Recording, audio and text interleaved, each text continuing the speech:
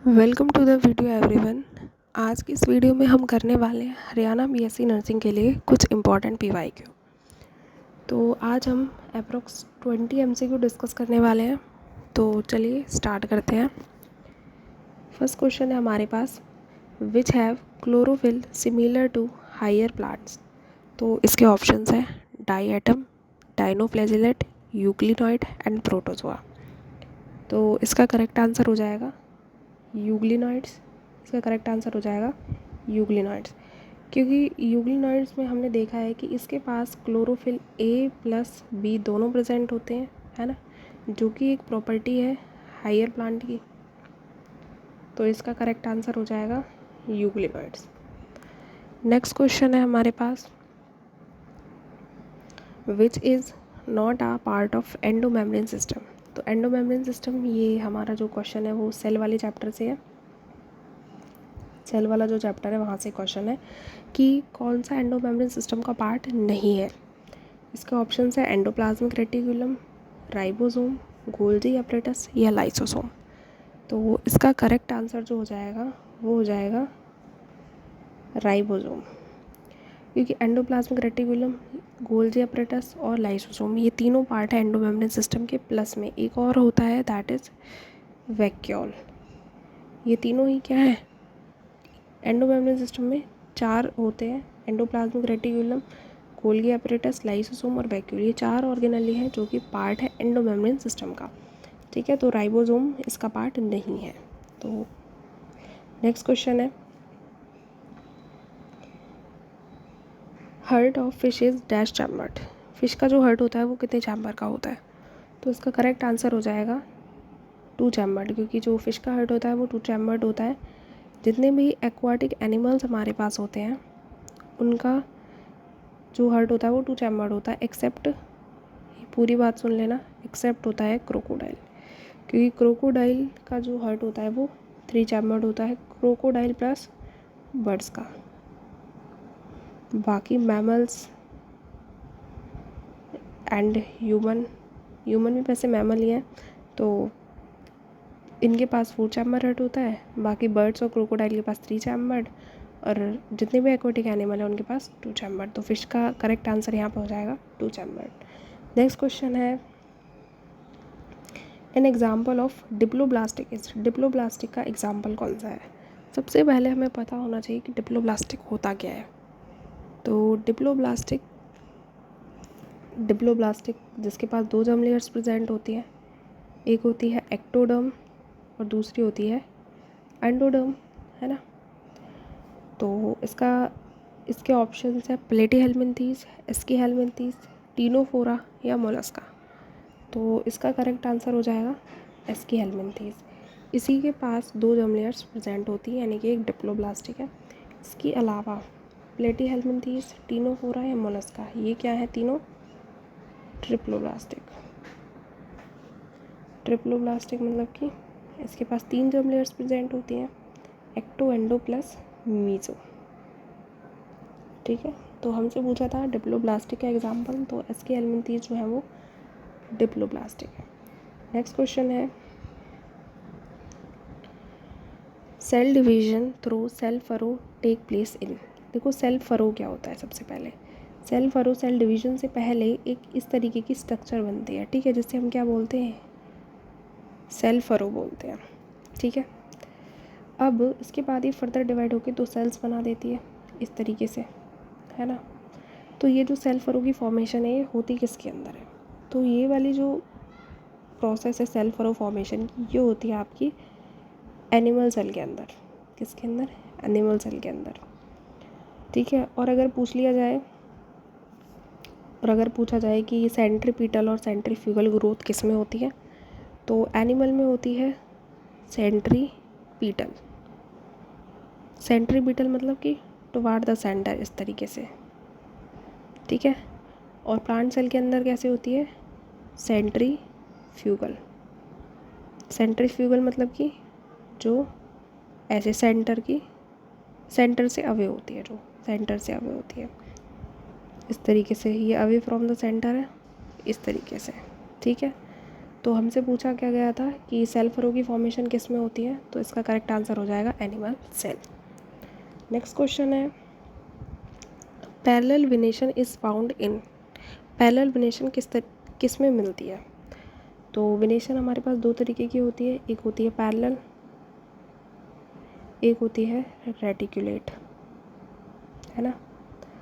Parallel venation हमारी मिलती है मोनोकोट्स में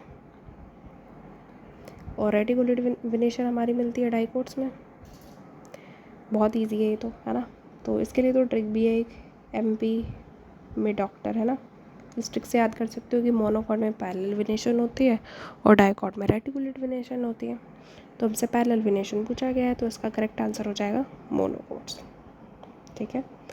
नेक्स्ट क्वेश्चन है हमारे पास which one is a mineralocorticoid. इनमें से कौन सा मिनरलोकॉर्टिकॉइड है? कोर्टिसोल नहीं, ये क्या है, एक ग्लूकोकॉर्टिकॉइड है। ये क्या है, एक ग्लूकोकॉर्टिकॉइड। एल्डोस्टेरोन, हाँ ये इसका करेक्ट आंसर है, यही एक मिनरलोकॉर्टिकॉइड होता है। एफिनेफ्रिन ये नहीं है, ऑल ऑफ द अबव ये भी नहीं है। ठीक है, तो इसका करेक्ट आंसर हो जाएगा एल्डोस्टेरोन, जो कि एक मिनरलोकॉर्टिकॉइड है। नेक्स्ट क्वेश्चन है हमारे पास the organisation which publish the list of species is WWF, ICFR, IUCN या CDRI। तो इसका करेक्ट आंसर हो जाएगा IUCN। IUCN की फुल फॉर्म होती है international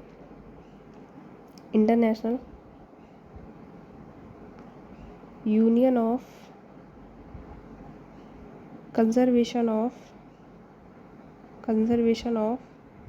nature and Natural Resources. ठीक है, IUCN, International Union of Conservation of Nature and Natural Resources. Next question है हमारे पास GPP minus R is equal to NPP। GPP क्या है यहाँ पे, ग्रोस प्राइमरी प्रोडक्टिविटी, और NPP क्या है, नेट प्राइमरी प्रोडक्टिविटी। तो ये जो R दिया गया है ये क्या है, रिप्रोडक्टिव एलोकेशन है, रेस्पिरेटरी लॉस है, रेस्पिरेटरी क्वेश्चंट है, या बोथ ऑफ दीज। सॉरी, ये नन ऑफ दीज होगा शायद, है ना। इसको नन ऑफ दीज कर देती हूँ, नन ऑफ दीज। तो इसका करेक्ट आंसर हो जाएगा, वो हो जाएगा रेस्पिरेटरी लॉस। रेस्पिरेटरी लॉस होता है जो ये R होता है यहाँ पे। ठीक है, क्योंकि NPP इज इक्वल टू होता है GPP माइनस R, तो ये R क्या है, रेस्पिरेटरी लॉस। GPP क्या है यहाँ पे, जो हमारे पास टोटल प्रोडक्टिविटी होती है। जब टोटल में से हम रेस्पिरेटरी लॉस को माइनस कर देते हैं तो वो हमारे पास आती है नेट प्राइमरी प्रोडक्टिविटी। ठीक है, तो नेक्स्ट क्वेश्चन है हमारे पास Keoladeo national park is situated in. Keoladeo national park है वो कहाँ पे सिचुएटेड है, राजस्थान, गुजरात, मध्य प्रदेश या उत्तर प्रदेश। तो इसका करेक्ट आंसर हो जाएगा राजस्थान। राजस्थान में भी कहाँ पे है, भरतपुर में। ठीक है, नेक्स्ट क्वेश्चन है CDRI इज सिचुएटेड इन। सबसे पहले हमें CDRI क्या चीज़ है ये पता होना चाहिए। CDIR है सेंट्रल ड्रग रिसर्च इंस्टीट्यूट।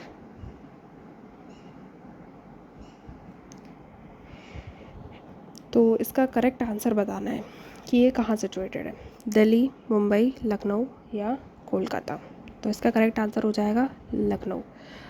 ठीक है, ये जो CDRI है यानी सेंट्रल ड्रग रिसर्च इंस्टीट्यूट है, ये आपका लखनऊ में सिचुएटेड है। ये किस चीज़ के लिए फेमस है, या किस चीज़ के लिए जाना जाता है, ये आप मुझे बताओगे कमेंट के अंदर। ठीक है, नेक्स्ट क्वेश्चन है हमारे पास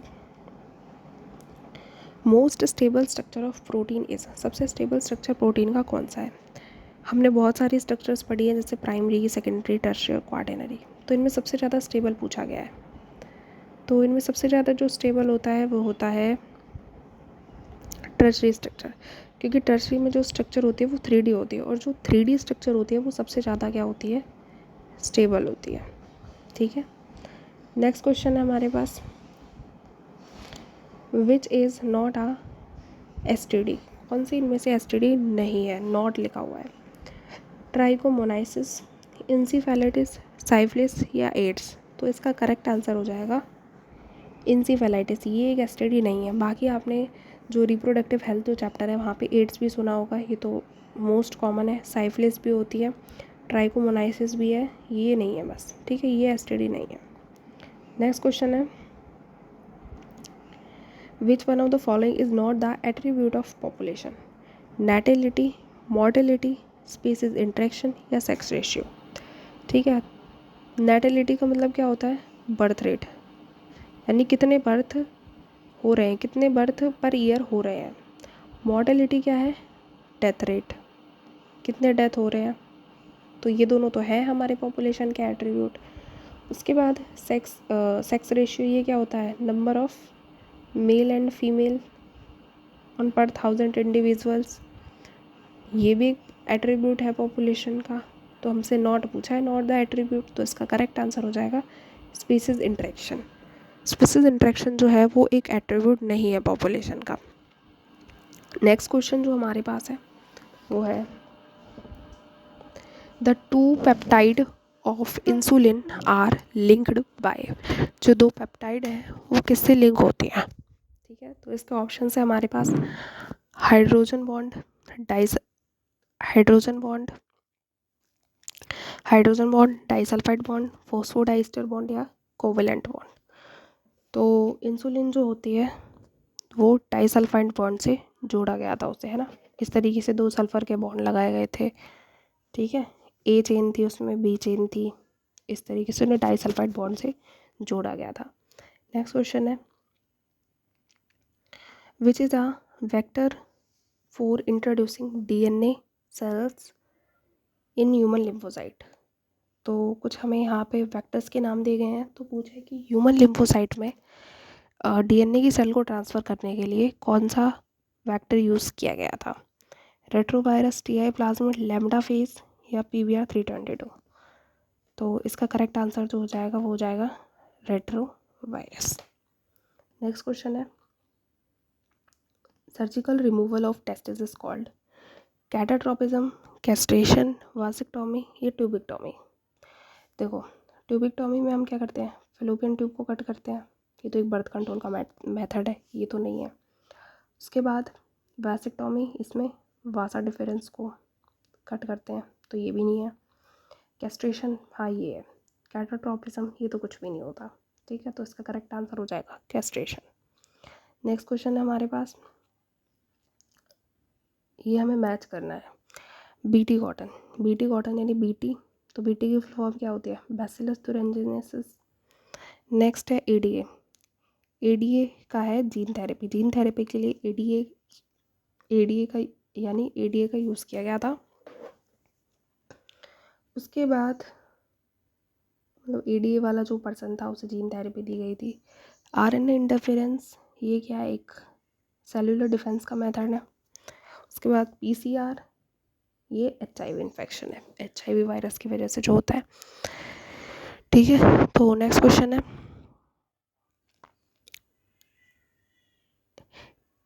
Easter cycle is seen in. Easter cycle किस में देखने के लिए मिलती है? हमारे पास दो साइकिल्स होती हैं, एक होती है मेंस्ट्रुअल साइकिल और एक होती है ईस्टर साइकिल,